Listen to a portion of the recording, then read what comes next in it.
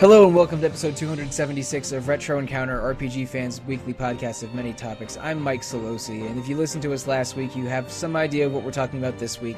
This is our second episode on Radiant Historia, the 2010-2011 DS darling made by Atlas, composed by Yoko Shimomura, and remade somewhat recently, I think in 2018 for the 3DS. But the four of us all played the old school DS version, and we have some thoughts on the second half and endgame of Radiant Historia. But who am I speaking of specifically? It's Pete Leavitt. Hello, ho. Kaleb Curry. Hello. And Alana Hagues. Hey, y'all. So, gentlemen and lady, we have been busy at Radiant Historia the past several days or weeks, or at least I have. I finished the game literally minutes before switching on my microphone. I had to undergo some individual crunch to get this one crossed off. And if you check my Twitter feed, you'll find the exact moment that I beat the game because I was really in a hurry to get this recording in. But starting with you, Kaleb and Alana, since it's your first time playing, I want give me your abridged overall impressions on Radiant Historia now that you've beaten it recently. You go first, Alana. Sure, yeah. Well, I think it pretty much lives up to expectations. Like, it is a bit of a hidden gem. And I think it does everything really, really well. Like, I had a lot of fun playing it, and I think I'm not much of a handheld person. Like, I much prefer playing an RPG on a TV or a big console. But Radiant Historia's got like the hook in the combat and like a really simple story that's like weaved together really complexly, but in a way that's really understandable, that keeps me hooked.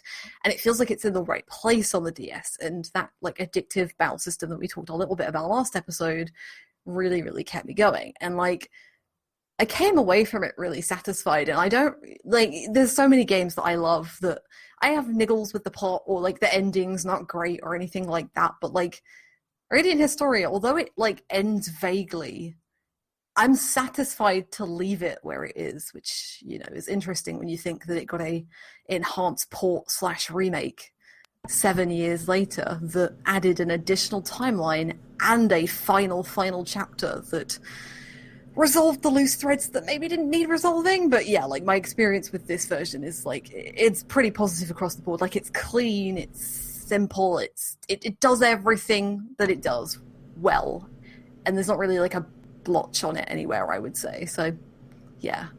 All right. And I mostly share your thoughts. Like, I thought this game was came with a somewhat lofty reputation, especially among niche outlets like RPG Fan.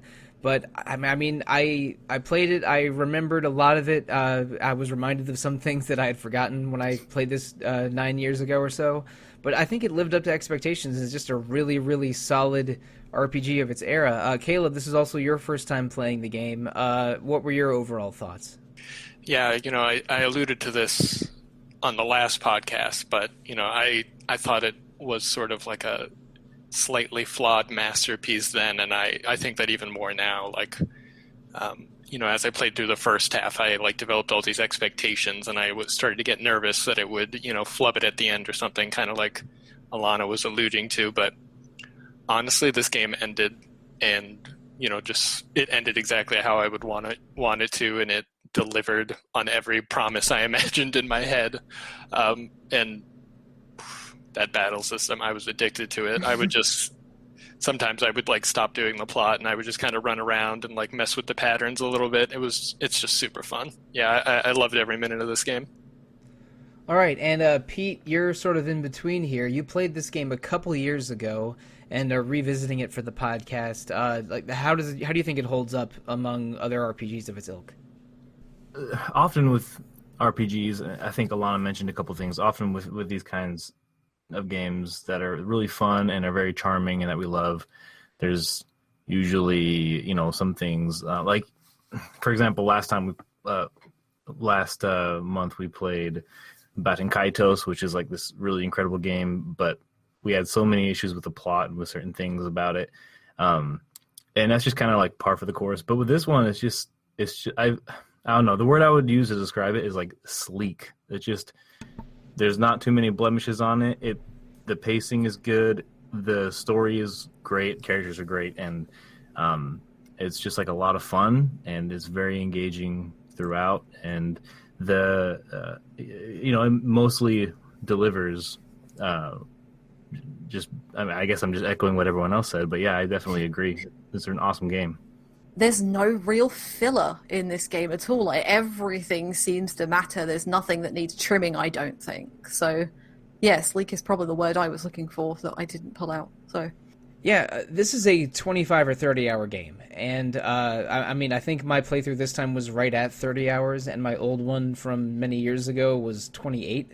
And JRPGs often are much, much longer than 30 hours. So, 25 to 30-hour game, I would call medium length for the type of games that we play for this podcast.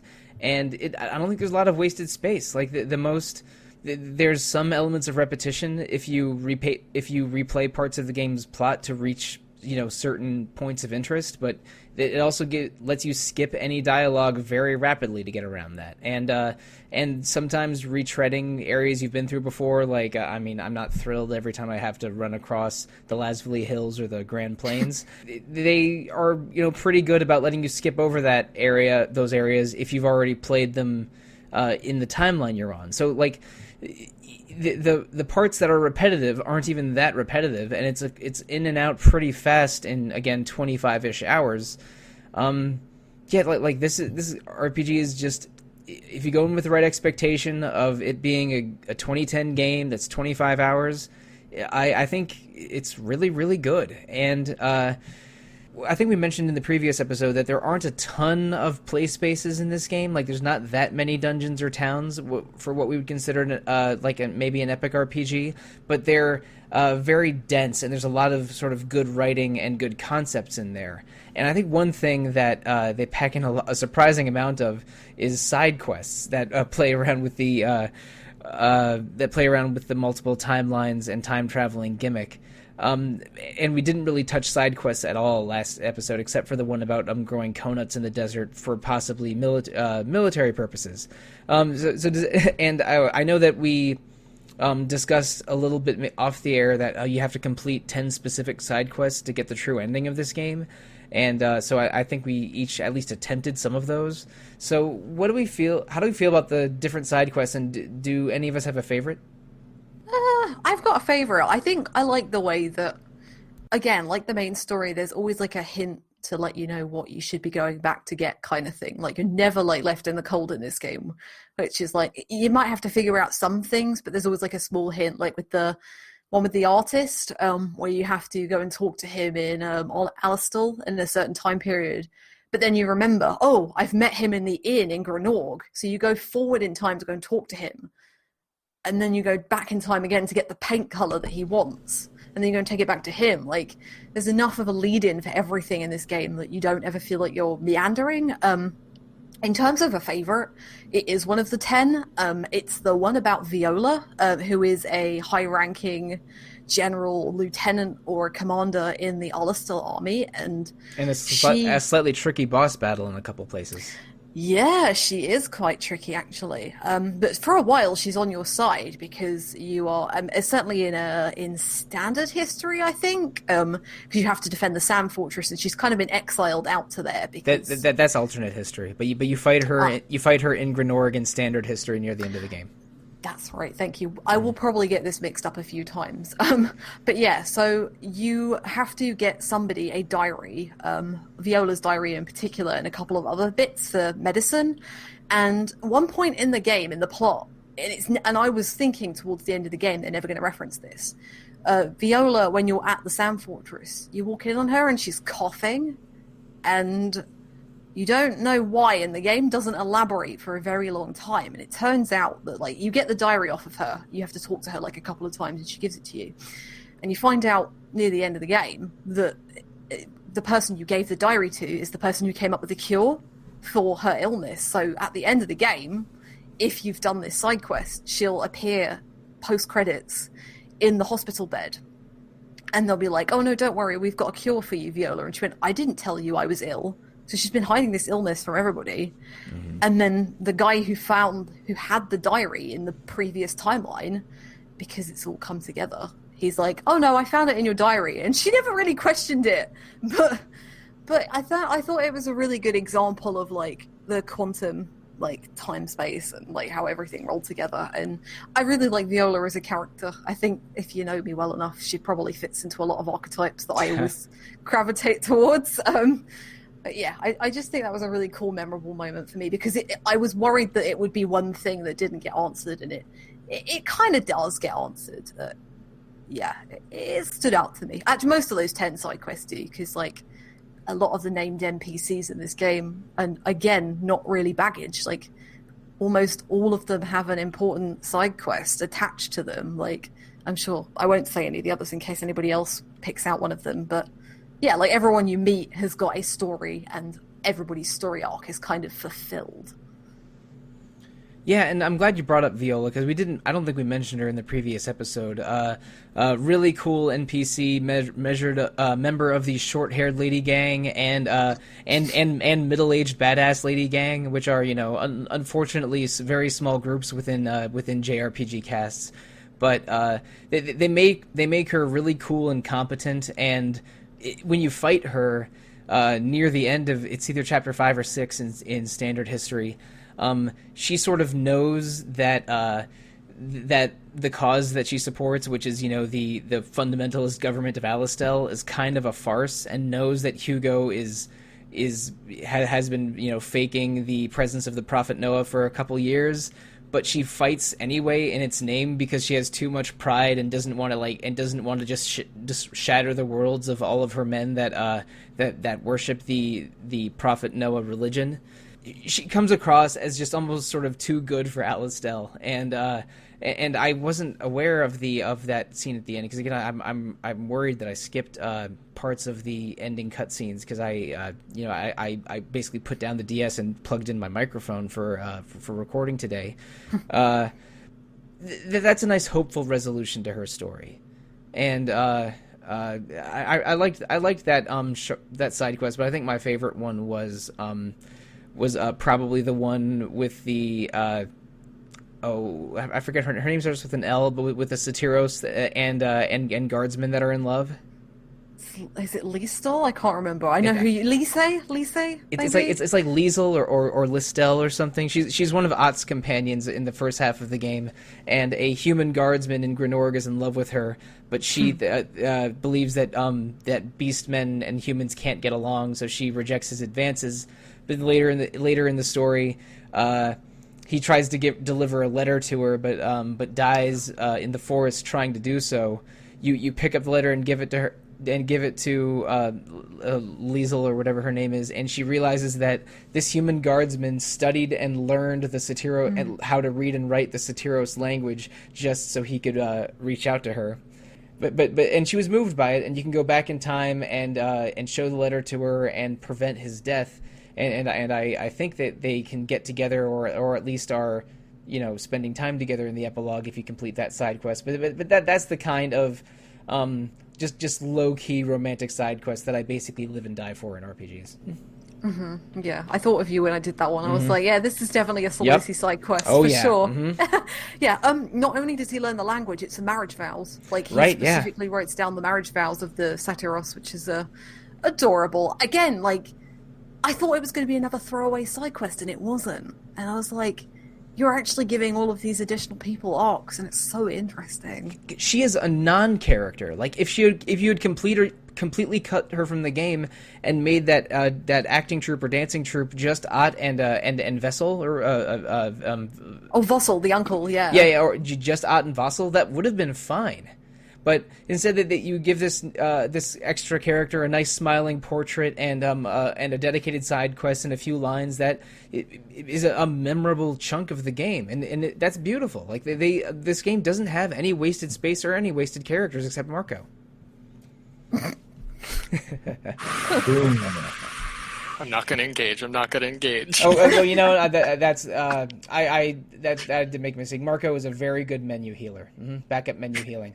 He's like 8 medicinal herbs in one. That Marco. I also really love that side quest, and like, not to talk about that one side quest again and again, but like Alana alluded to the vows, and I don't know if it was just me or if I was in like a particularly emotional mood, but I was like, those were beautiful. Like I stopped and did like a tiny little gasp when I read them because I was like, oh my gosh. No, I did too. Yeah, but then I'm known for being emotional, so yeah, maybe. I love that side quest too for all the reasons everyone mentioned. So to not just say the same one, I will say that because this battle system's so awesome, I loved the gladiator fight side quest. Oh, nice. I tried the gladiator fights after the required one for the story, but but this very big chubby bear defeated me in about 15 seconds. So I never revisited it. But so I love those bears. Aren't they the ones that just like basically? I mean, they're a big old bear. They're adorable, but they're deadly, man. They remind me I of had to come back way later. Gen 3 Pokemon fans. These remind me of Slacking. Because they basically do nothing for 1 or 2 turns and then have a devastating attack and then do nothing for a few turns, then a devastating attack. So that's if you're smart enough at prediction, it's probably not that challenging a fight, but it completely wiped me when I tried to play it immediately in that point in the story, and I never went back. I guess we're pretty much like at this point. So, but I'll just mention in case we don't want to bring this up yet. But like so. At that city where you have the gladiator fights, you have to save that city from a giant hell spider. There's this enormous, like 2-story tall spider. It's Cygnus. It's Cygnus is the name of the city, and that's pretty much where we cut off in the story from the previous episode. This would be like around the middle of chapter 4. But I just love that for the gladiator fights. I think it's the last fight is like another hell spider. Like they were like terrified by the hell spider attack, but they just also have one around for fighting in the arena. Yeah, an even more powerful hell spider, just sitting in the corner. I do not appreciate it when the game throws bosses at me that take up the entire grid, because that means I cannot play the game in my favorite way, which is setting OT traps. Yeah, yeah. Point. Yeah, it's a bit annoying, isn't it? Especially if you go into that fight with Art. Luckily, the game's like pretty generous with save points and that, so you can just go back. And she's not like, certainly for like the end boss, which also takes up the entire grid and you can't push around. Like by that point, she's got enough skills that you can probably get by. But yeah, by the time you go into the Hell Spider, which can kill her in one hit easily. Like it's a pretty famous difficulty spike in this game, and I'm surprised at how like late in the game it was. Like I'd almost forgotten about it, and then when the sprite came up on screen I was like, I've seen screenshots of that everywhere, kind of thing. I think you actually need to use Ott in that fight. Like I'm trying to remember, but I think when you go to that node you only have Stocke and Ott, so like you have to use her against the immovable character, which is a very interesting choice on the game dev part. I think Marco and Rainey are like they joined back with you like right before the fight. Yeah, I didn't use her. I definitely didn't use her for Cygnus. The one in Cygnus. Maybe I made my life a million times harder than it needed to be. Well, the thing is, I mean, Ott is still a very capable healer. She learns all most of the healing spells that Stocke and Marco learn, but she needs like at least one empty space on the board to use her trap spells. So like she'll have sort of a mediocre physical offense, pretty good healing, and those amazing elemental traps, but you know that last part of her kit is useless in fights against the Hell Spider and a couple of the endgame bosses that take up the whole grid. So that's an unpleasant surprise whenever I had to fight one of those and Ott was on my teams. Like maybe I should reload and switch to like a Rainy team or something instead. And Kaleb, it makes sense you would think that, because just before that you're like imprisoned in Cygnus, and you're really limited by like the leader with what you can do. You would imagine that you don't have all your characters with you. Yeah, I think like I just didn't realize that, you know, the next node also connected or something. So I just, you know, I slugged through it. And then just real quick, you know, so that we don't spend the entire podcast on side quests, but my favorite is like Super Shallow, because it's just the one that made me laugh the most. I don't know if I'm saying his name correctly, the Vainqueur side quest. Oh, I really like that one too. Yeah, I loved it. So like for the listeners, like basically the setup is, you know, some of your attack skills you learn by leveling up, some you learn from like tomes and books and scrolls. Mm-hmm. So Vainqueur just has like half the scrolls in the game. And it's incredible because to meet him, you have to meet his disciples, and they each give you this like throwaway task to do. And just every disciple I met had me cackling. Like the kid one was way too serious about it. The other guy like kept forgetting that he was supposed to give you a quest, and then by far the best one was the disciple in Celestia. She was like, the prophecy foretold that it's over in that bush. Oh my god, I loved it. Yeah, it's really funny, and also like you have to answer like 3 riddles, or you're given like answers to them, I think, and it's like, what do you find in the past? Hope. What do you find in the present? Something else. What do you find in the future? And it kind of like, it's really funny and really lighthearted, and I think it's really funny that why is the master named? Because I think the continent is also called Vainqueur. So why is he named after the continent? But anyway, yes, that was so interesting. I don't think they ever address it, but it's. Oh, I guess I never beat him.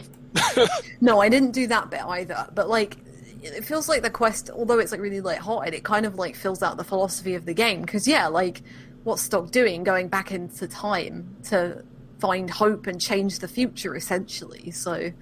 Yeah, it's a pretty important side quest, because we were discussing like a couple of days before we recorded this, like we were trying to work out what the 10 key side quests were, and this one was one of the ones that kept coming up, because we were like, I'm sure it's this one, and it's not, which feels a bit odd. Maybe part of it is, but yeah, it feels like an important side quest, especially when it's like light and humor as well. So yeah, and the 3DS version, they even like make it one of the necessary ones. Maybe yeah. That's it, and maybe we were just cross-pollinating like DS guides with 3DS guides here, which makes sense, because I think that like the 3DS does add that whole new ending and third timeline, but if you just stick to the parts that were in the original 3DS, the original DS version, it's almost entirely unchanged. Like I think the translation might be different, but if you just use a DS guide in the 3DS version, you will get through the game basically accurately. It's a pretty faithful recreation, and the Master Vainqueur quest, it's not really clear what Vainqueur is, because he looks like one of those goblin mages with a big mustache, I think, and he's named after the continent, and if you do like all of his side quests, at the very end of the game, you can get sort of an ultimate sword from him. Is it the True Historica? That's right. Yeah. Yeah. The Historica is a sword you get near the end of the game as part of the plot, and you can upgrade it to the True Historica if you defeat Vainqueur in battle after going through. I think you have to learn all of the Ott, Erica, and Stocke abilities from him first. Yeah, because they're the ones he teaches. Yeah. Well, funnier than those, the unlocking the Vainqueur side quest has some funny moments, but I thought it was sort of funnier when you talk to the trainer that teaches Marco and Rainey their quests. He's very much like Arlie Ermy drill sergeant, like you will learn your skills from me if you give me these scrolls. Please find these 8 scrolls. And Stocke just nonchalantly guesses, you probably had those 8 and then pawned them, and now you need them back, but they had been sold already. and it becomes abundantly clear that this guy sold a bunch of ability scrolls that he should not have sold. And I don't know. There's this game is mostly self-serious in its writing, but it allows some goofy JRPG humor now and then that I mostly like. Yeah, I think. I want to say something else in the Vainqueur quest, but I've just remembered suddenly now that even Roche's skill leveling quest is really funny. Oh yeah, because you have to get things for his gauntlet, don't you? The cores. Mm-hmm. Oh my god, what's her name? His girlfriend Sonia. Mm-hmm. Sonia, yeah, you have to get cores to help her rebuild the gauntlet. And she really enjoys doing it, and he's terrified of her doing it every time, and it's great. Roche is quite. I always thought of him as a bit more stoic, but he's obviously a bit more lighter. But those moments really humanized him even more, especially after all of the traumatic events he's been through. So yeah, this game plays it's sensible, a sensible level of goofy JRPG humor, like you've said. Nothing too, some typical Atlas Persona humor sometimes that can get a little bit occasionally. So some dumb thing I've just thought of with Vanqueur. Like, this is probably completely out of the box, so please feel free to tell me. But do you think he may have been like the first sacrifice or one of the first? If he's got like the ultimate sword, and like at the end of the game, and I'm jumping way ahead, like the sacrifice, who we will name in a bit, says, "I will become part of the world. I will never leave you." So maybe Vanqueur was at one point, and they named the continent after him. Who knows? And it would also make sense, like, if he was ancient royalty, that could explain why the names match. Like, they might have named the continent after the royal. Ooh, maybe. I don't know. It's just an idea. I don't think there's anything explicit leading there, but that's a very fair inference. That's quite possible. I love that theory. Yeah. All right, put a pin in it, Atlas. Come back to me. I don't think anyone at Atlas is thinking about this game at any time. Boo! Not fair. Yeah, but yeah, they should. I'm not sure they should. I don't know if this game needs a follow up necessarily. But not for follow up, but just to have it on their minds for whatever they're working on. You know. Right. So where were we? Where the story left off. They were in the alternate timeline. They were about to go to war. I should say Cygnus and Celestia together were going to go to war with Alistel, who had mostly fought off Granorg. And in the standard timeline, you're still skulking around, trying to find a way to save the world from desertification, and you end up accidentally dropped in Cygnus.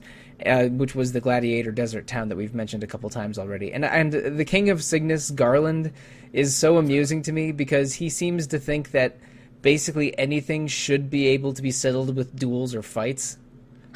And I respect his like holding to that principle after he challenges you to a duel within minutes of meeting Stocke. He reminds me of another leader in another game, and I cannot remember for the life of me who he reminds me of. He reminded me of Raubon from FF14. Oh my god, yes! But different things happened to Garland and Raubon, but just from the kind of sword they use to like their builds and haircuts reminded me of Raubon. But like Garland is sort of a big, burly desert sultan who cares about integrity and strength very much, but is basically a fair ruler and not an awful despot like Protea in Granorg. I kind of have a bone to pick with Garland. Like the game definitely paints him as that ideal leader, and like they're like he's a man of the people, but also he's like a slaver and uses slaves, and I could not understand why both of those things were true in the game. Yeah, he too was one, wasn't he, at some point? Like, you pick up his armlet, don't you? And he's like, my parents gave it to me when they sent me off to fight. And I was like, what? Yeah, it's unclear if he was a slave or not, but he was definitely a gladiator and rose through the ranks there before joining the government. And I'm not sure if slavery is widespread in Cygnus, but Garland's minister dude definitely engages in it. You know who I mean? Yeah. The guy who ends up betraying Cygnus and then running away. Yeah, I can't remember his name, but yeah, I can't remember his name either. Capital Slime Ball. Yeah, I'll do. I mean, in some way, that all kind of makes sense, though. I mean, he's like, at least we see those kinds of stories. Like marginalized folks turned oppressors, and we see really, really disgusting policies kind of ignored by the people or accepted by the people, so they can still respect him as he engages in bad things, because just the values of that culture could be that way or whatever. I mean, it's something that we see. I mean, you mentioned all that, and it's true. But it still kind of makes a kind of sense to me in a gross way, that we've seen throughout our own history, And in the game, like we were saying last episode, weren't we, that like nobody's really good or bad. Like nobody is in a totally good light here. And again, like the whole game kind of ends on the whole you shouldn't look at anything as just black and white, which we know, but.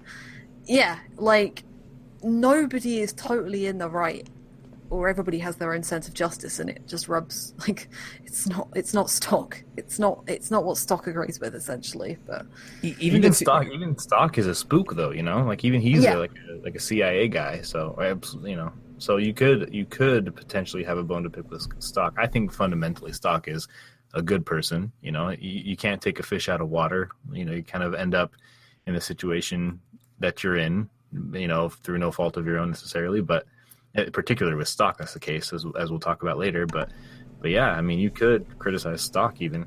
Even the two cities of beast folk, who are oppressed races that have definitely suffered injustices from Gnorg and Alistel, and probably also Cygnus. Like, when you visit them for the first time, they are extremely xenophobic towards humans, and are somewhere in between of completely unable to trust them and bent on bloodthirsty revenge, which is definitely not as bad as the decades or centuries of oppressive regimes working against them, but you know, still is kind of a bad look for having them being so inhospitable when you're a group like the one group of humans trying to do the most good. So it's no one's really the good guy in this game, and even Stocke is sort of confronted with you know the horrors of both sides of the war, and it's made evident pretty clear that Alistel is not run by good people. So it's. I think ultimately the message of this game isn't political as much as environmental, because they make it clear at the end of the game that the greatest threat to the world is the desertification, and not necessarily the wars. And the game communicates that this should be the issue that unites us all, but it's not uniting us all because of because of human things. I mean, yeah, this game is morally gray, but does have an environmentalism message that I think is pretty consistent. Yeah, definitely. And like, I won't jump to the end right now, but like, given the war kind of ends in game, like that moment with Hugo with the prophet, like where he brings out the mannequin, that's kind of where the war ends, because they've already taken over Gnorg, and then the people of Alistel find out that actually their prophet has been dead for the last 2 or 3 years. Like, he's not even bedridden, he's dead. Like, so Hugo's been preaching all these words all this time, and this person doesn't even exist anymore. So they've been lied to, and so they rebel, and that's kind of it. But like the environmentalist message, like the desertification does not get resolved. Like, it doesn't end. Like, the sacrificial ritual that the royal family have to undertake to kind of, it's essentially like a band-aid. Like, they're just putting another bandage over the wound, and then all of a sudden it bleeds out again because the desertification is going to ramp up again, because the sacrifice only kind of like slows it down rather than stops it. So yeah, it's definitely it's a really interesting. Yeah, I think that the ending is vague but sort of optimistic. Like, I think that, I mean, I don't want to make this too much of an allegory, but like similar to the real life issue of global climate change, it can't be fixed instantly. Like they part of the conflict is that should we just jump into endgame spoilers now? We can do, yeah. We can jump around a little bit anyway. That's fine. All right. Stocke is Ernst, who is Erica's long-lost brother who was presumed dead. And Hagues is Stocke and Erica's uncle, the younger brother of the late King Victor. And the ritual that the Gnorg royal family has been perpetuating for centuries to prevent desertification involves one member of the royal family like giving their soul to one of their siblings, or part of their soul to one of their siblings, that sibling using the power of flux, which is the White and Black Chronicles, to sort of enhance their souls and enrich it, and then the chronicle holder sacrificing themselves, giving their enriched super soul back to their sibling, and then their sibling using that, channeling that soul back into the planet to sort of heal the planet or provide that barrier, that band-aid, or that preventative measure to hold off the desertification. So basically, once per generation, a member of the royal family has to sacrifice themselves in a somewhat harrowing ritual. But Hagues, while he was learning to use the Chronicle, which is, again, a tradition in the royal family, I think what happened was he basically just completely gave in to despair with because no matter what outcome he changed, the desertification continued, and the world would like suffering would increase, bloodshed would increase. He couldn't find positive outcomes, and he just completely gave in to, I guess, a version of nihilism, and decided that it was the best outcome was to speed up the desertification and just let the world die, and which is that is some supervillain thinking there. And so he absconded with the Chronicles and with Ernst, but messing around with his memory and giving him amnesia, renaming him Stocke, and defecting to Alistel, and basically just used the black and white Chronicles so much that it rapidly aged him and twisted his form, which is why he looks a little bit like a humanoid vulture in game, even though he presumably just should be a middle-aged human, and decided to make Stocke his successor in using the Chronicle, just like they would have normally in the Grenorg royal family, but instead hoping that Stocke would share his vision of speeding up the desertification. Okay, that was a long monologue, and I apologize. But so he orchestrates giving Stocke the Chronicle and sort of continuing manipulating timelines, thinking that Stocke will see the world the way he does, but Stocke is basically a good person, so it doesn't work out that way, and you end up clashing. But near the end of the game, instead of breaking the cycle and solving desertification, what you do is perpetuate the cycle, and that's a little unsatisfying. But I mean, also communicates this is a global problem that you can't solve with magic, and we just have to do the best we can with the technology and magic we have. And so the scenes before the credits are somewhat optimistic. Like you see NPCs that you engage with mostly living their lives happily and trying their best, and beast kind and humans are mixing in all of the different cities. Which suggests that the relationships between the different tribes are improved now that the war between Alistil and Grenorg's over. But they're still threatened by this global issue, and they're still using these barbaric methods to combat it because that's what they have, and that's a little dark and a little vague. But I think the world state is a little bit better than it was before because of the of the lack of war and the increased harmony, but it's still it's I mean the desertification does not go away, and I think maybe that making it go away or solving it in one stroke is something that the 3DS remake does, which I don't think really fits. I don't think it does either. No, and yeah, it doesn't need a neat little bow to tie it all up. One thing I want to ask, actually, everybody, because I want to make sure I've understood this properly as well, like the Stocke thing. Like, the game is very...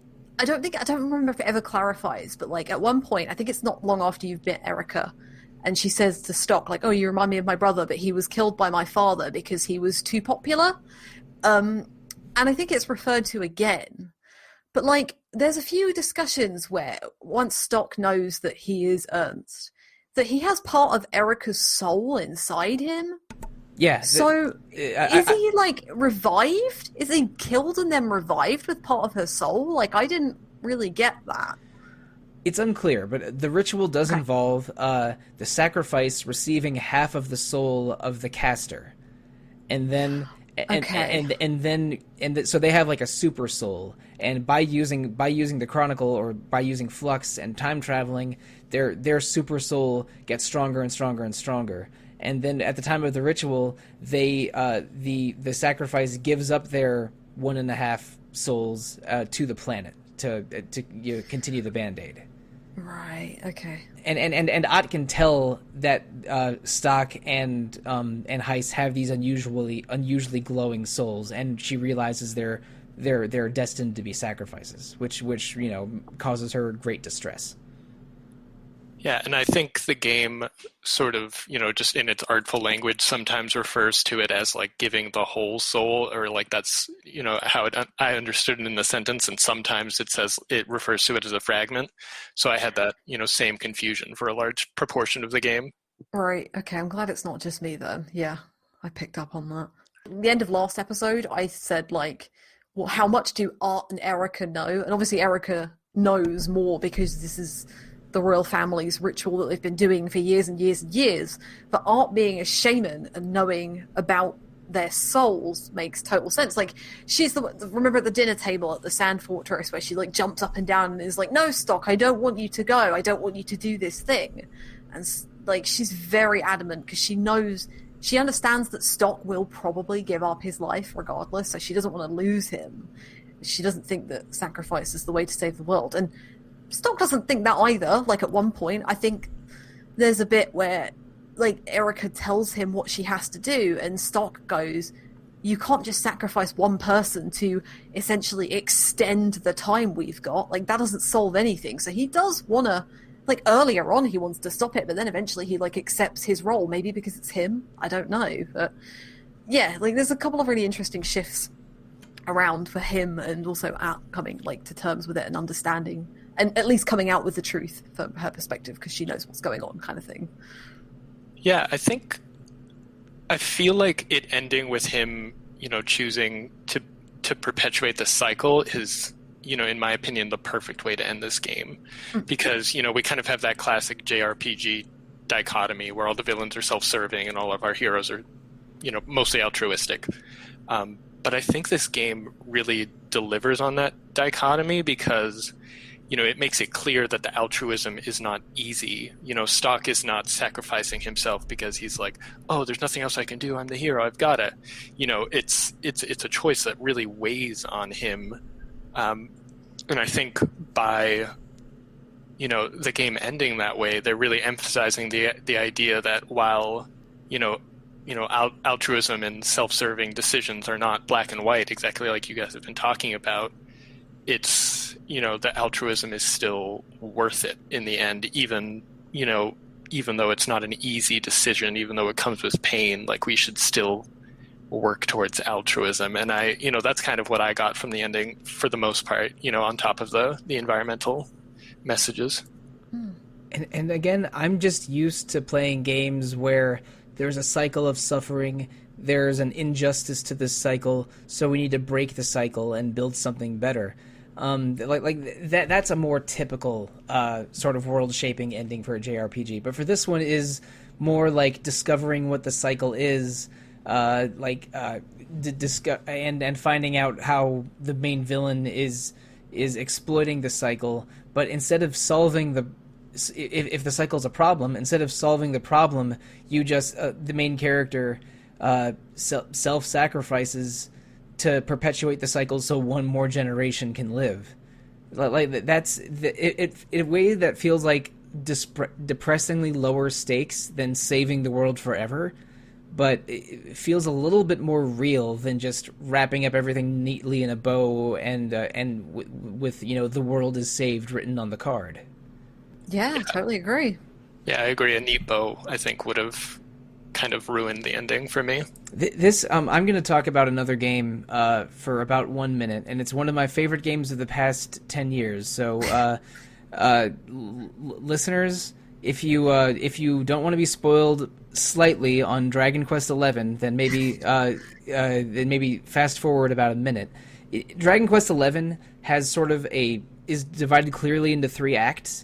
And the ending of the second act is sort of set in a bleak world that has suffered greatly. And in Act 3, you find a means to correct the suffering and sort of fix the all the bad things that happened in Act 2. And that the fan base is divided on this. Like some people wanted the game to end in Act 2 and see the people rebuild from all the horrible things that happened there, and some fans are like, no, well, I want things to be wrapped up nicely, and Act 3 fixes what was broken in Act 2. And this is weird. I think I like the neat bow in Dragon Quest XI, and would prefer not to have a neat bow in Radiant Historia because of just the nature of those two problems and the execution of them. Especially since the writer Yuji Horii, the writer of Dragon Quest, typically does like to tie up loose plot threads. So that sort of fits his style. But I don't know. I don't think I always want to have a bleak, vaguely optimistic ending. But I think it works for Radiant Historia, and works a little less in Dragon Quest XI. So like, this isn't unprecedented in RPGs exactly, but I mean, sometimes I want the bow, and sometimes I don't. I think it's down to the tone of the game, personally. Like, Dragon Quest XI, even though some really dark stuff happens in, the second phase and the third phase, which is called the post-game, but it kind of is the third phase. It's not a post-game. The credits roll after Act 2, but better credits roll after Act 3. It's a 3-act game, even though the third act is usually called the post game. Yeah. Yeah, and I remember, because I was on the Dragon Quest XI spoiler cast a few years ago, I did not like how Act 2 ended. And I think it's the tone and the writing of Dragon Quest. It's just so different. Like, it's there's something more, and you and Zach and other various Dragon Quest fans have talked about, like, the tone of Dragon Quest games is like there's something very warm and very family orientated and very friend orientated around them, whereas Radiant Historia is dealing with a lot more like environmentalism, politics, morality and things like that. And like, it would feel weird for a game with a group of protagonists who they've essentially, they've all got, some of them play parts in the in history and various other, everyone's culpable for something essentially in that game, and like, it would feel weird to give everybody in that game a nice happy ending, if that makes sense. And it's not happy ending. It is optimistic, because even though the cycle is going to carry on, they've kind of accepted it and are going to move on, and what's the lesser of two evils, like killing one person to save the world, or killing everybody and losing everything, so yeah, it's the tonal difference between the two games. Like, Radiant Historia is fairly mature and I hate using that word in that context, but like, it's fairly grounded and fairly like real, I suppose, whereas there's something very fantastical about Dragon Quest. Like, it's warm, it's fun, it's friendly, and even if horrible things happen in those games, like, it didn't feel right leaving it at the end of Act 2. It felt very deliberate that it had to have a happy ending. And a good happy ending, like a perfect ending, I suppose. So, yeah, I think it's a tone thing, personally. Yeah, it definitely depends on what the writer's goals were and everything. And what the ending, particularly the ending I got in Radiant Historia, which was not the true ending. We can talk about, I guess we'll talk about it later, but I got the ending where Stocke stays away. I'll put it that way. And that did make a lot of sense to me, because in Radiant Historia and in what appear to be the goals of the writers of Radiant Historia, what that does is it makes the stakes actually matter. I mean, if everything would have been hunky-dory, then nothing would have... It would have felt like maybe not nothing mattered, but less would have mattered, Yeah, that's how I feel. Like, I don't... Like, a lot of people were asking me and other people online, like, should I try the 3DS version or the DS version? And ultimately, like, I don't think it makes a difference. But the 3DS version, again, that extra timeline and that extra chapter opens up that possibility that there is a nice bow at the end of it. And it feels weirdly unsatisfying to me. Like, that doesn't appeal to me. Like, I left Radiant Historia content, for the most part, with how it ended. I have one niggle, which I might bring up in a bit, but yeah. Yeah, I mean, the tone of the two different games is what is a major reason why I'm sort of happy with how they both turn out, and specifically talking about the DS version of Radiant Historia, not the 3DS version, because again, like Dragon Quest games are like fairy tales where there is some form of a happily ever after. and the plot threads get tied, the plot threads do resolve. And Radiant Historia is a tone of different ilks of RPGs that are less fairy tales and more fantasy epics that have characters that feel more human, and but situations that are fantastical and impossible. So I think that Radiant Historia is goes for a twinge of realism with having desertification being an unsolvable problem that they can only do their best with what they have. One feeling I got from the endgame of Radiant Historia is the kingdoms are no longer at war, and now people like Raoul and Sonia and Eruka are making fighting desertification a major part of their lives now. When that was not the case at the beginning of the game. Yeah, definitely. I mean, Protea's dead, so Eruka's queen. Mm-hmm. It did seem like a door might have been left open a crack there with the early on. You understand that the desertification is happening as a result of mana leaving the earth, and there's a mana tree in the game, and some people comment on that in one of the endings. It seems like you said, it gives them an opportunity to perhaps work on the desertification, and that there might be a future there, as far as maybe someday reversing it or stopping it or something. But yeah, I do wonder. I mean, I'm glad it doesn't really go into it. It does allow for these kinds of discussions. Yeah, a little bit Trials of Mana, a little bit Tales of Fantasia, if mana is leaving the country and there's a mana tree involved. I was thinking of Tales of Symphonia quite a lot through this game, with the whole you sacrifice somebody to extend the life of the country. That's right. The same way in Tales of Symphonia that you sacrifice the Chosen to save Silveron, and then the mana flow comes to Silveron, and then the Tetheala side has to get their own Chosen to do the same and reverse the cycle. So it's very similar. Yeah. But the arc of Tales of Symphonia and Tales of Fantasia, because again, Symphonia is a prequel to Fantasia, is about breaking as an unjust cycle, but the tone of the endgame of Radiant Historia is the best solution is to perpetuate an unfair cycle, which is weird, but fits. And I mean, the best art is something that makes you think and something that makes you feel. And I thought that this ending was, elicited feelings and was indeed thought provoking, at least enough for an hour plus long podcast. So I'm impressed with what Radiant Historia did with its concepts and ideas in a relatively small package of being a short-ish DS RPG. It's again, what this game does with its somewhat limited horsepower is very impressive to me. I just wish that we got a little bit more out of Rosh, Gafka, and Eruka gameplay wise, because I think by the end of the game, I had so much more fun building teams around them than around Marco or Rainey, that I'm like, man, it is unfair that they are 10 levels behind Marco and Rainey only for timing reasons. Yeah, it's a little frustrating, and actually, I used a really strange final party, and I'll get to that a little bit maybe, but that there's that time between chapter 3 and 4, isn't there, where Rosh is a solid 10 to 12 levels behind actually I think he's level 15, and I think I was level 31, and I was like, are you kidding? And this was right before.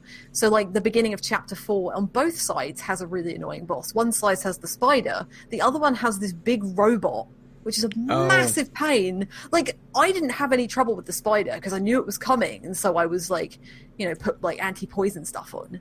But this robot took me a solid 6 goes to do. I beat that robot a little too easily because I had one of Ott's optional skills that you get from Vancour. I had the Star Lightning Trap, which killed the robot in 3 applications. Oh my god, those star traps are the star traps are crazy. By the end of the game, all of my my 2 favorite parties by far are Stocke, Ott, Roche and Stocke at Gafka, because Roche and Gafka are similar in that they're big tanky dudes with some push-pull moves and some other tricks, but their other tricks are so great. Like Gafka, did you get the Wind God skill for Gafka? Oh, yes. Holy moly.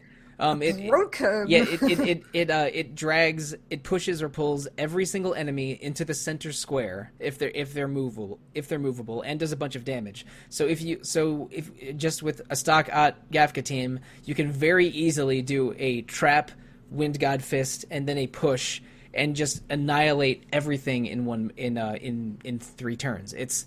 And it works against some bosses extremely well, but all those crystals in the last couple dungeons throw a wrench into things a little bit. And Roche doesn't have as many fancy push-pull moves as Gafka does, but he is so tanky and deals so much damage, and like things like the haste core and which gives him some like the most impressive boost in the game, and he has a lot of entire row or entire column moves that are really, really effective. So I really liked Roche and Gafka, and I wish I could use them more. And Erica's moveset gets really powerful towards the late game, but you barely get to explore it because she's not even in the party for like 75% of the final dungeons. Yeah, right. I used her to get, when you have to go back through the sewers. Mm-hmm. I used her there because I had like that AoE light spell that was ridiculously good. And I think she's either as fast as Art or she's the second fastest character. Yep. Like she would always go first and she would wipe out every enemy on screen. And it was like, but yeah, because she's not in the final dungeon of one timeline, and then she's not in the penultimate dungeon of the other timeline. And it's like, by the time you get her back, again, she's like level 38 and I'm level 49, and it's like, okay. Like, I wish it would distribute this experience. It doesn't take forever for them to catch up, but I do wish it distributed it a little bit better. And the thing is, this is hardly a complaint. I mean, this is game balance stuff we're mostly talking about. But I love how different these 7 characters are. They all have wildly different silhouettes. Like Erica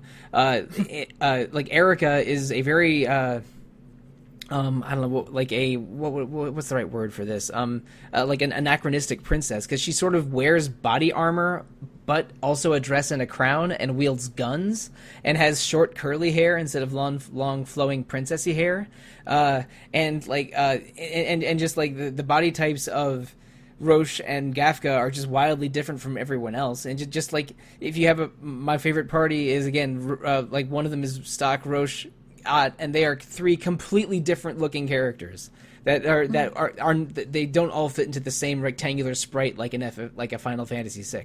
So like I just love the different styles and different silhouettes and different vibes of the 7 characters, and I just wish we got more out of the less common ones. Yeah, I used for the final boss I used Stocke, Gafka, and Marco, which no spellcasters at all for a start, which is a bit odd. Stocke can heal at least. Stocke can heal at least, though. Yeah, Stocke and Marco can heal as well. But Marco, of course, whoops. Yeah, I know you don't use. I completely forgot most of Marco's moveset intentionally. But yeah, like he has a couple of buffs, and I just used him to use like items and stuff. Whereas like I would do Gafka to do like Wind God Fist or triple hit, especially on Apocrypha, which is the final boss. And Muso, I think, is a guarantee. Yeah. If the enemy is in the center square or takes up the whole screen, like the Apocrypha boss, it's like it's. I thought it was like 11 or 12, but could be, yeah. But it builds up the combo so hugely that if you throw in 2 Musos and then a big hit from Stocke or a spellcaster, like even one of Rainey's like G elemental spells, it's awesome. Just exploiting the combo system with Gafka's multi-hit attack, and I know he's not my favorite, but Marco's spin attack is pretty good for that as well. Yeah, I kind of echo your guys' complaints with the level distribution, and it's a huge pet peeve for me in the entire genre. So like I didn't even bother. Like it's a bummer, but I didn't even bother experimenting with the 3 characters that are never around. So I found my home in Stocke, Ott, and Marco, and just loved every minute of it. It's weird, like Sollosi's been alluding to how like frail Marco is and how hard he is to use, but for some reason with Ott, like combining their strengths, my team was basically unkillable because they had just the right defensive buffs, insane amounts of healing, status immediate status healing. And I don't know, because that team just worked really well for me. And because Marco's attacks are useless, you can always give him one of the swords that just gives a huge boost to magic or boosts HP a little bit. Like I know boosted his HP, and then he was actually like probably my tankiest character. Yeah, one of them is the Gaia sword, I think. But there's a couple swords that Stocke can also equip that are basically for building up your magic and not your attack. There is one thing that makes him really good, and I think Erica also gets this skill, but it's trans turn, which you basically take another character and replace his turn with their turn, and like the way to beat the final boss is essentially chain up 11 chains and then like just use trans turn whenever you have Marcos, apart from like the last turn maybe, which you might heal. It's ridiculous, and it only costs 3 MP or something tiny, so it's like... Yeah, I agree. The best way to use Marco is to have other people take his turns. Agreed. Mm-hmm. I'm not going to fight you on that one. There were some boss fights where I basically had 2 odds because I was just using his trans turn liberally, and it was incredible. Or you can use Erica's, but she also has offense and is way faster than Marco. But anyway, we don't need to get into weird character arguments. But I think we basically agree that these characters are likable and fun, but maybe there's an availability issue here. Yeah, it's a shame, especially like when you get to the final dungeon, which it's a little bit. It's not annoying. It is annoying. It's not hard. It's annoying. Those floating blocks and those stationary crystals and floating blocks. Not a fan of them. And then pulling the barrel like all the way back across, just for a scroll. Yeah, like for God's sake. Yeah, I got so sick of the crystals. I would walk into them and then immediately run away with Ott or Erica. I didn't fight them. Just to get them out of my hair. Mm-hmm. Yeah, I didn't fight them because the only thing you can do with them is like either pull them in or you can hit them in the air and do an air combo with them. But they're so tanky because they're what you fight with Viola, and they're such a pain in the Viola fight because they're like just doing magic all the time, and it's like, and they heal, and she heals them, and it's like, well, great. The one nice thing about I actually had more trouble with the giant spider fight before the second Viola fight, because the way that Viola and her minions are positioned perfectly fits the Stocke Will-o'-the-Wisp skill. Oh yeah. So I like, you can use Muso or Wind God Fist with Gafka, get a bunch of hits in, drag them into position, and then try to get off like maybe 2 back-to-back Will-o'-the-Wisps. Trans turn would help with that too. Is very effective. I think in 2 rounds I had killed all of Viola's minions. So it's just one ultra specific strategy for that one fight. But agreed, crystals and floating blocks annoying to deal with. Especially with an underleveled Erica or anyone else you haven't been using. I'm worried I was underleveled in general. I got to the final boss with Stocke at level 49, and everyone else in the 40 to 50 range. I'm sorry, in the 40 to 45 range, and I really struggled. I had to do some sort of very slow 2 people healing every turn methods to beat the final boss, Apocrypher. Yeah, it's a rough fight. Like the Black Chronicle thing's not too bad, especially if you use Gafka, because you'll have to like push. That one's sort of fun because you get to push pull, which is the most fun way to play the game. Yeah, I love that. I do like that it changes up the like mechanics, because you have like some enemies that take up 2 squares horizontally, 2 vertically, or 4, like the big bears. But then you get like the spider, which takes up all of it, and Apocrypha, which takes up all of it. I don't mind it changing up, but yeah, the best thing about this game is like stacking up 8 enemies onto 1 square and then just launching one massive thunderbolt or one big punch on all of them and killing them in one go. Like, that's the best thing about it. And then, you get an entire boss shaped around that. It's great. Like, you can do that Black Chronicle fight in like 2 turns if you're really good with Gafka. Yeah, I'm sure very enterprising people out there can take out the book in 1 turn and then the extra shadow in a second turn or something. It was not that easy for me, but it's way more fun mechanically than a full screen enemy. And even when enemies take up 4 squares or 2 squares, I think there's still some fun to that. It's like, oh, I gotta mess around and like, Tetris this out a little bit to have my combos fit together. But again, I didn't like it when they took away that aspect of gameplay. And we mentioned way earlier in this episode that like Ott becomes not useless, but somewhat hamstrung if you happen to bring her into a full screen battle. I actually kind of liked the full screen bosses. Like, I think if they had put too many, I would have hated it, but I did like that I occasionally had to change up my art strategy. Like, I like in a boss fight when I can't, autopilot, so I kind of appreciate that. Autopilot? I see what you did there.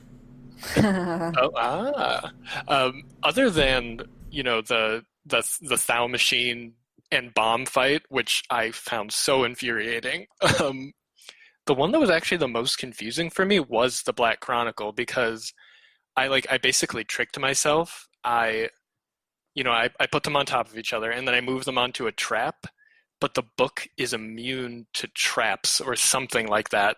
So I thought it was just immune to damage for the longest time, and I was like, what am I supposed to do? How am I supposed to do any damage to this thing? But yeah, I don't know why. Like, I think that's the only enemy in the game that floats like that. I think with the Chronicles, you had to get it in a combo to start doing damage to it or something. Yeah, it was something. I remember having that same issue, getting hung up on why am I not doing damage to this?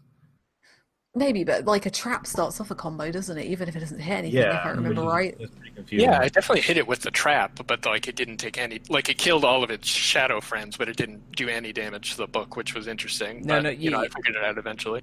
Yeah, like the shadow has to be in the book to deal damage with the book, and there's some soldier enemies in the second half of the game that will that cast a magic immunity spell that is really annoying to deal with.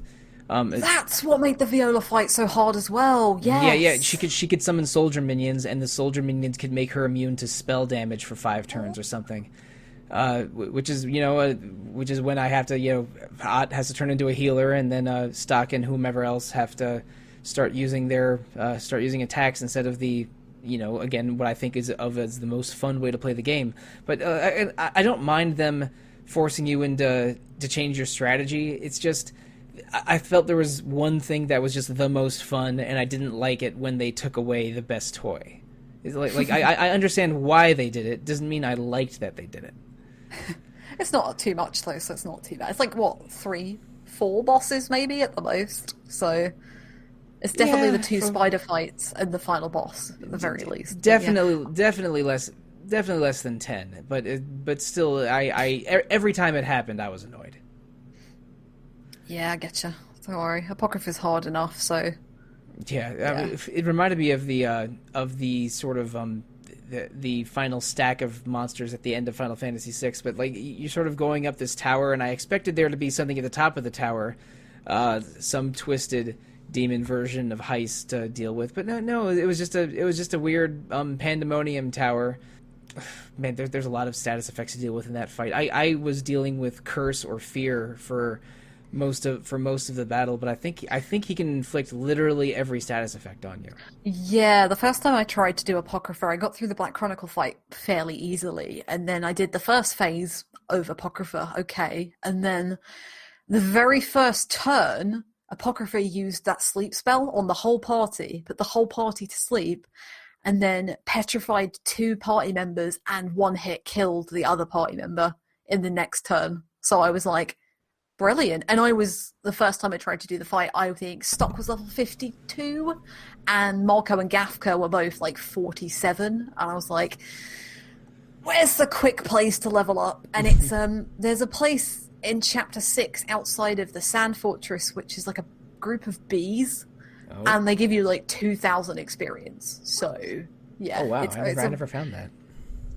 Yeah, you have to go back. It's at the beginning of chapter 6, I think, standard history, where you're in Grenorg and you're about to go into the castle to talk to Erica. If you go and talk to Erica and then see all the cutscenes afterwards, you can actually leave the castle and Grenorg and go back to the Sand Fortress and fight the bees. So, yeah.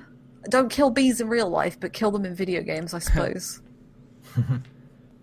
So for Apocrypha, I just had Stocke, Marco, and Rainey, and I would just, if I had all my party members available and fairly healthy, I would just use Marco to just throw speed down on it and just use all the G elemental attacks. I just brute forced it. But I managed to have some amount of luck with, like, because the top layer, like you mentioned, Alana, casts like incapacitating status effects on the whole party, and I managed to avoid my whole party like falling asleep or getting petrified most of the time. So I was able to kind of then kind of scramble to wake up or unpetrify someone and kind of get back in the rhythm of it.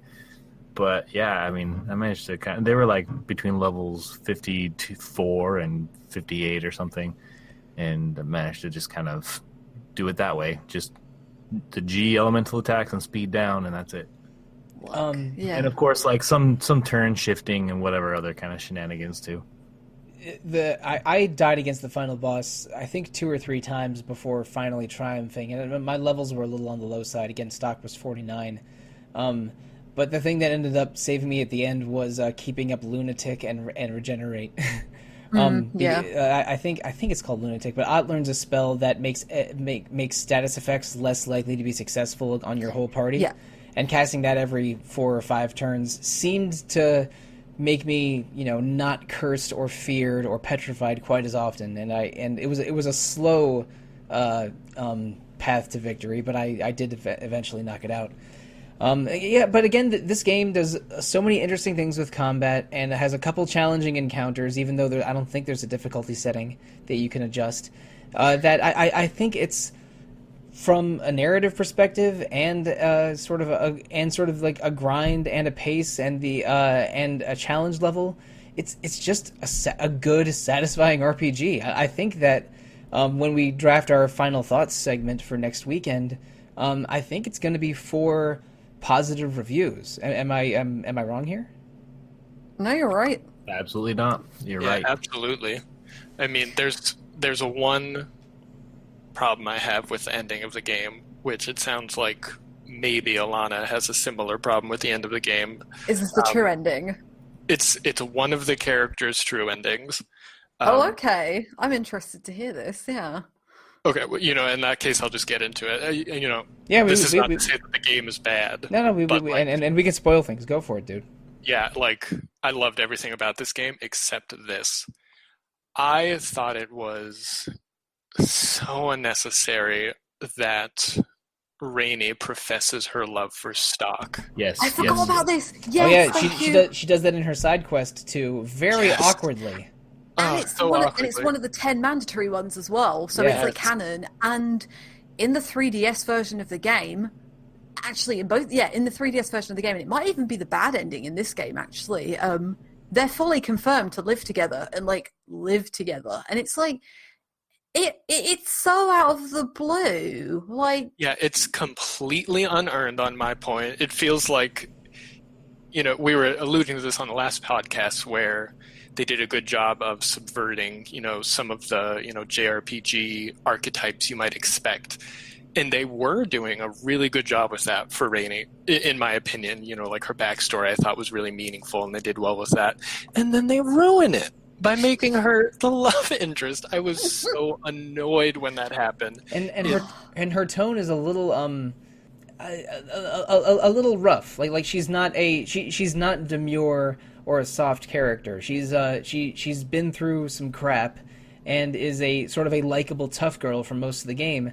So her love confession to Stocke in that late game side quest, it's in chapter 5 or 6, really comes out of the blue. And I'm with you, Kaleb. I don't think it felt earned. No, it's not at all. Yeah, it definitely felt like they were like, somebody's got to be in love with someone. But yeah, we got it. It's the Setiros girl and the nameless Grenorg soldier. Yes, that is the romance of the decade. That's the one I needed. No. And Rosh and Sonia as well, who get together on the true ending. She's having a baby with him, and so is the Setiros girl. She's having a baby with the human former god who's now going around the world with the troop. Rosh and Sonia are together regardless of which ending you get. Yes, that's true. Yeah, they're just together, which is cool. But their side quest is very cute, and you should still do it. Definitely. Yeah. Right. No, my problem with the true ending, and I don't even know if it is a problem, I don't know whether I'm just reading into it too much, is the thing with the true ending is, so, as I think Pete said earlier, if you don't get the true ending, Stocke decides to stay in the Historia because he sacrificed his life to extend the life of the continent, basically. But the true ending, Stocke is seen throughout these cutscenes. Like, he pops up as if he's going back through time just to check on everybody before, like, he dies or becomes one with the continent. And then he reappears in the Historia with Tio and Lipti, and Hagues is there as well. And Hagues decides to take his place. Mm-hmm. And I'm like, again, like, everyone's morally grey in this game. But, like, suddenly Hagues cares for his nephew. Like, Teal and Lipti are like, well, because Hagues is like, no, I'm going to do it, you know. And Teal and Lipti are like, no, Hagues, don't. Your soul is not prepared for sacrifice. Like, don't do this. It's a mistake. And Hagues is like, to hell with your preparing or whatever. Like, I'm going to do it anyway. And then it's like this light appears, and Hagues is like, oh, Stocke, this is the future you want, huh? Yeah. That's pretty good. And then they're like, oh, that prepared his soul, so he's good to go. Yeah, he can go ahead and do it. Yeah, it's a deathbed confession. It's like all the stuff that, you know, we tend to not want to see in this kind of thing. It's basically a deathbed confession. It redeems him. It's unearned, kind of, but yeah. A little bit. That little bit, it felt like they were just like lifting the rug, and they're like, okay, let's just sweep everything we need to under and then get on with it. You know, we're just going to hide all this, and then we're going to move on real quick. Yeah, pretty much. That's how I felt about it. That's not, I mean, I didn't see all of this because, again, I either failed to get the true ending or accidentally skipped it when I finished the game, again, less than 90 minutes ago.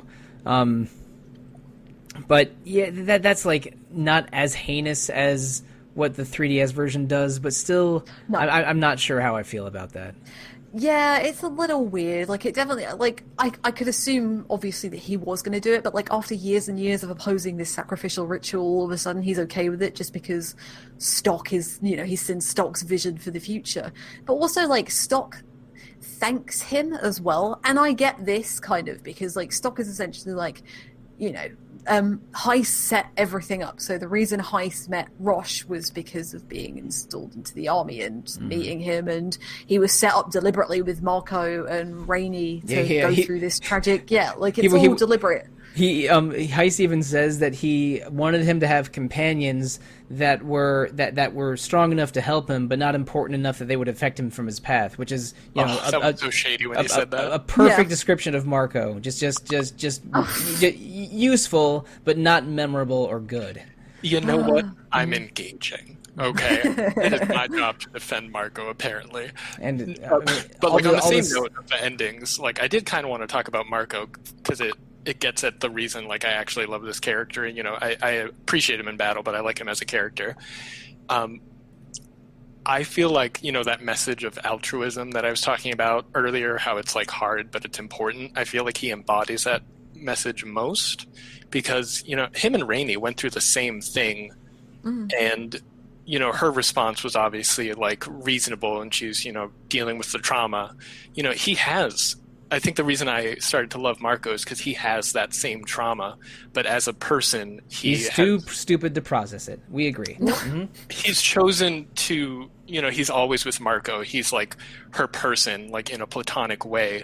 Like in my, you know, opinion, Marco has chosen to, you know, be there for her and to sort of like, I don't know, to sort of not deal with it as outwardly as her because he wants to be sort of that rock for Rainey. And they kind of get it in his true ending because I think he more or less becomes like the commander of his own platoon essentially.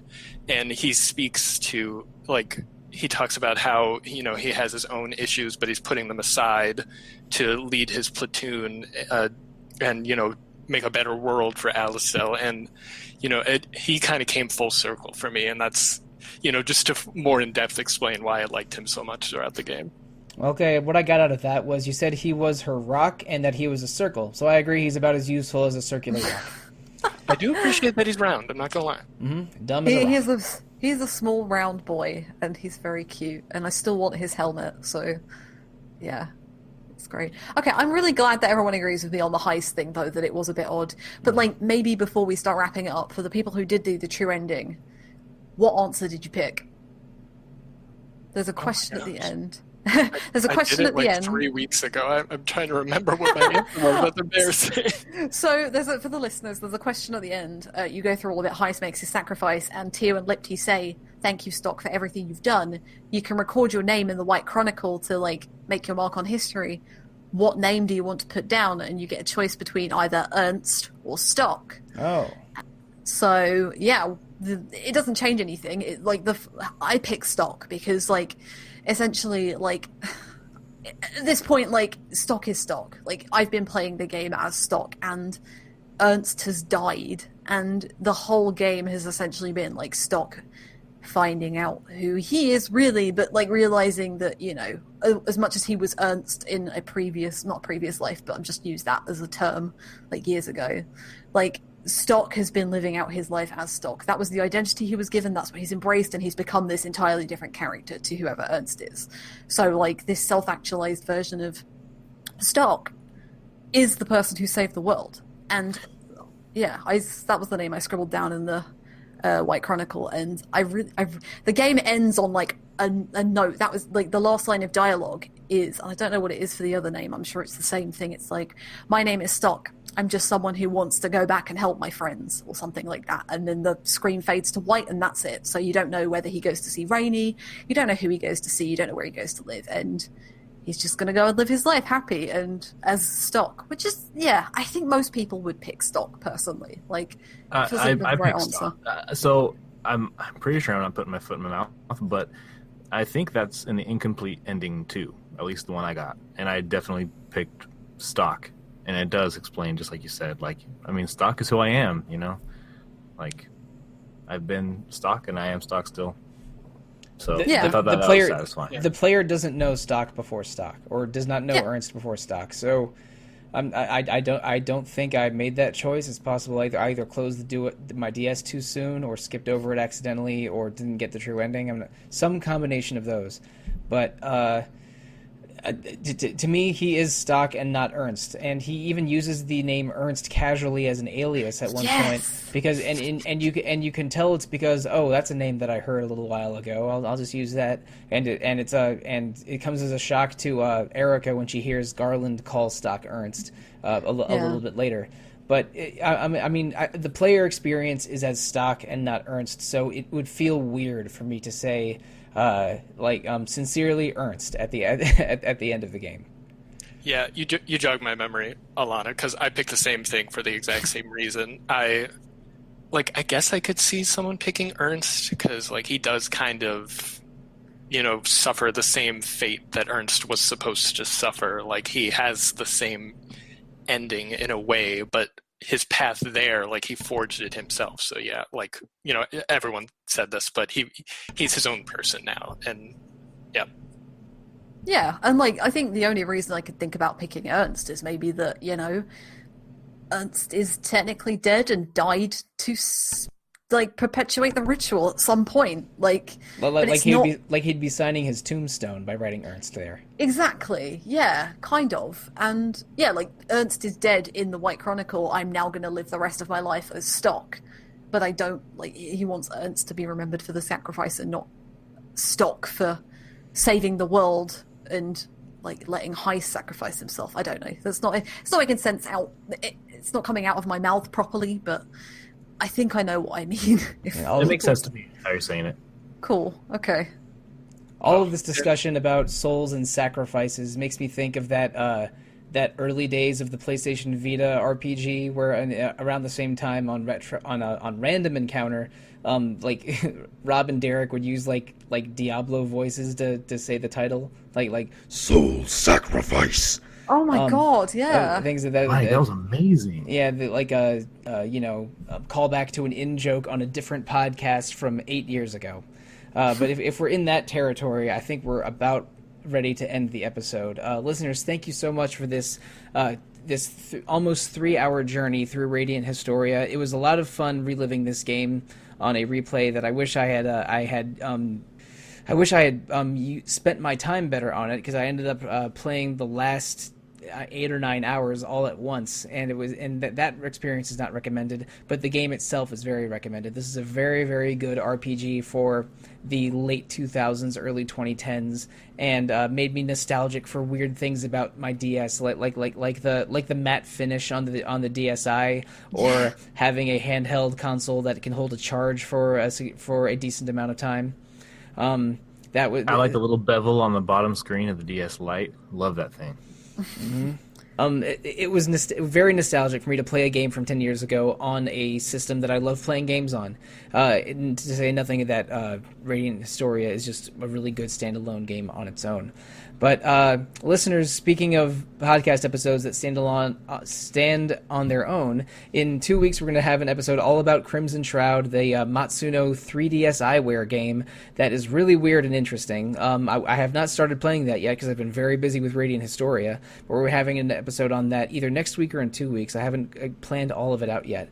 But the other episode in that time frame is going to be our second Final Fantasy XIV episode. We did one episode mostly focused on A Realm Reborn earlier this month, and we're going to have an episode mostly focused on Heaven's Word coming in March. So those will be the next 2 episodes. Following those, we have 2 episodes coming on Muramasa the Demon Blade, the Wii and Vita action RPG from Vanillaware that I have not touched, but it's loaded up on my Vita and ready to go, and I'm looking forward to getting to that very, very soon. Hopefully it does not cut into my Bravely Default 2 time too much, because I'm going to play some Bravely Default 2 when that thing lands. Believe you me. But listeners, if you want to message us about Muramasa or Radiant Historia or Soul Sacrifice or anything, Soul Sacrifice, then please email us at retro@rpgfan.com. You can also comment on rpgfan.com's message boards, visit our Facebook page, our Instagram page, our Twitter page, our Discord server, our YouTube channel, our Twitch channel, something streaming on Twitch every day, and stuff appearing on all of those venues every week at least. Please engage with us however you choose. We are always either RPG Fan or RPG Fan.com on all of those services. RPG Fan also has 3 other fine podcasts: Random Encounter about randomness, Rhythm Encounter about rhythmness, and Phoenix Edge, our partner podcast, which is weekly and focuses mostly on current events. You can review Retro Encounter or those other 3 podcasts on iTunes, Google Play, or Spotify, or any other podcast listening venue. We love feedback. Give us all the feedback. And if you want to give us feedback individually, let's tell you how to do that, starting with you, Kaleb. You can find me on Twitter at Fuffa30, and I don't know, maybe I'll do my first tweet by then. You're a Twitter baby. You have fewer tweets than days on Twitter, at least. 0 is fewer than anything, so yes. Mm-hmm. All right. I can still count numbers. Excellent. I haven't forgotten integers, even though I took algebra decades ago. Alana, how can listeners find you? I definitely do not have less tweets than I have days on Twitter. I am on there at Alana Hagues, so come find me. I'm not on Muramasa, so I'll be playing some of my own stuff. It'll be fun. Otherwise, I'm on the RPG Fan Discord as well as Alana, or if you want to email me, you can do that at alanah@rpgfan.com. And Pete, how can listeners find you? I'm on Twitter at PeteBarbero1, and I'm on Twitch at RGHalfpenny. I'll probably, by the time you hear this, still be doing Genshin Impact Lantern Rite stuff. That event's really pretty, but anyway, that's where you can find me. All right, and listeners, if you want to find me on social media, the best way to do so is probably Twitter. I'm at The Real Monsoon most of the time, at Evoker for Dogs other times. I'm also at Monsoon Mike on the RPG Fan Discord. Yeah, I'm really only playing games either for review or for podcast the next several weeks, so it's going to be definitely Muramasa and Crimson Shroud, probably also Bravely Default 2, and definitely also the game that we have coming in April, which I won't announce yet. But but it's a PS2 game that has a lot of fans, so please look forward to the game coming in April. But thank you for joining us on this Radiant Historia journey. Thank you, good night, and good luck.